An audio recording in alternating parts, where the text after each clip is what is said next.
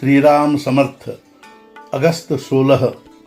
नाम के सिवाय और किसी से भी सच्चा संतोष नहीं मिलेगा। मनुष्य भूल करता है और कहता है हे भगवान क्षमा करो, और फिर बार बार भूल करता ही जाता है। यह ठीक नहीं है। ऐसा करने से भगवान उन्हें क्षमा नहीं करेंगे।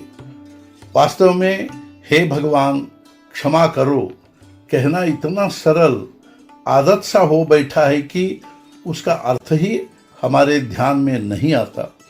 यदि आता तो मनुष्य वे ही भूल बार बार न करता।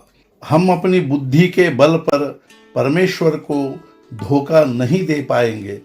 बुद्धि के बल पर हम मनुष्य को भी धोखा नहीं दे सकते तो परमेश्वर कैसे धोखे में आएंगे। हम अपनी बुद्धि की शक्ति से परमेश्वर को प्राप्त करा लेंगे, यह सोचना ठीक नहीं है। अतः शरण जाने की अपेक्षा और कोई दूसरा चारा नहीं है, यह ध्यान में रखो। वही तुम करो। संतोष किसी परिस्थिति पर निर्भर नहीं होता। कितने ही पुराण पढ़ लो, अनेक ग्रंथ कंठस्थ कर लो, प्रवचन सुनो, फिर भी मन को संतोष प्राप्त नहीं होगा। कुछ न कुछ आचरण करना चाहिए। नामस्मरण में सदा रहना चाहिए। नाम के सिवाय और किसी भी बात से पूर्णता नहीं होती।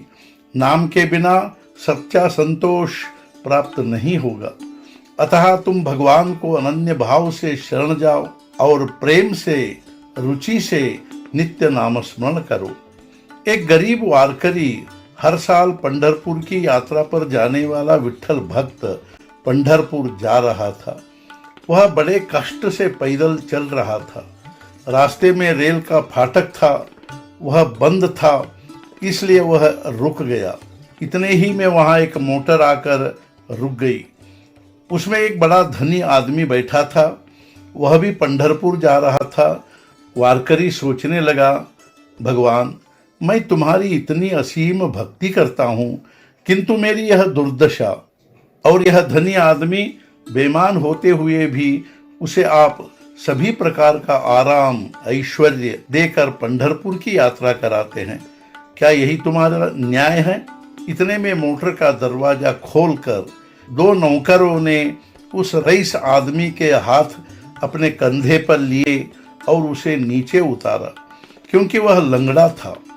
वारकर ने सोचा, लंगड़ा बनकर आराम से पंढरपुर जाने के बजाय गरीबी में पैदल चलना अच्छा है।